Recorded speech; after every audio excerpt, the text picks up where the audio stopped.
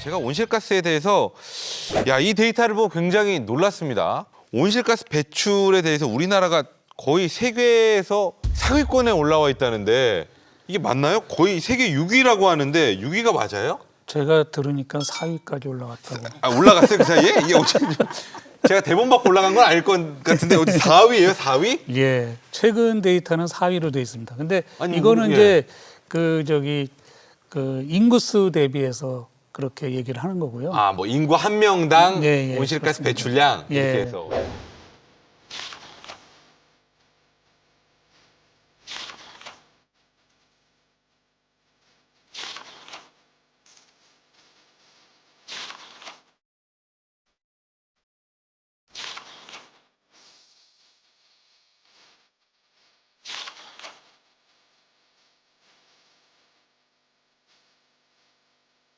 와, 우리나라가 이 정도인지 몰랐네요. 이게 왜 그러냐면 우리나라는 아시다시피 자원이 부족하니까 네.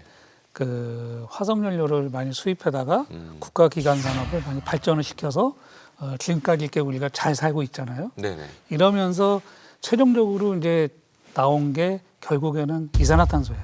그러니까 이산화탄소를 많이 배출할 수뿐이 없는 그런 조건이 돼 있습니다. 그러니까 단시간에 가장 빠른 경제 성장을 이룬 게 예, 그러니까 한마디로 그만큼 비용이 그렇죠. 있었던 거네. 지불해야 될 비용이. 예. 우리가 그래서 모르고 참 있었던 거네. 안타깝지만은 예. 이제는 그 비용을 다 치러야 될 때가 이제 오고 있는데 예. 사실 그거를 이제 어떻게 우리가 좀 지혜롭게 좀 이렇게 접근해서 해결을 할 수 있느냐 이게 이제 우리가 할 일이라고.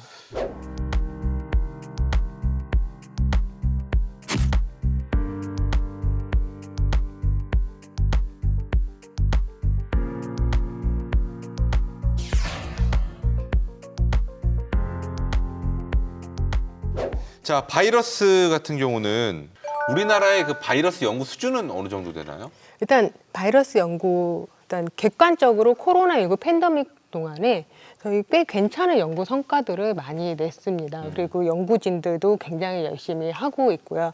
하지만 자세히 들여다보면 살짝 아쉬운 부분이 있기는 해요. 아직 뭐 세계 최고입니다라고는 말할 수가 없는 게 뭐 예를 들어서 코로나19의 백신, mRNA 백신 우리 다 알고 있는 네. 그거 뭐 대한민국이 개발한 거 아니잖아요. 그렇죠. 백신을 개발을 시도한 기업들도 여러 개가 있지만 결과적으로 우리가 접종까지 성공을 한 그런 사례를 본다면 그렇게 탑 레벨은 아니지만 열심히는 하고 있고요. 저희는 그 잠재력이 있다고 보고 이게 좀 더 저희가 잘 해 나가려면은 정부의 지원도 필요하고 그리고 이렇게 대중의 국민 여러분들의 이제 관심도 필요한 거고요. 저희도 열심히 하고 있고 잠재력이 충분히 있으므로 지속적으로 이렇게 관심을 가져서 연구진, 정부, 국민 같이 가면 더 좋게 발전할 수 있지 않을까 싶습니다. 지금 사실 박사님 의견에 굉장히 공감을 하는 것이 사실 인류가 지금까지 많은 질병을 알아왔지만 한 질병에 대한 어떤 대표적인 치료법이라든가 백신 같은 게 개발될 때까지는 굉장히 많은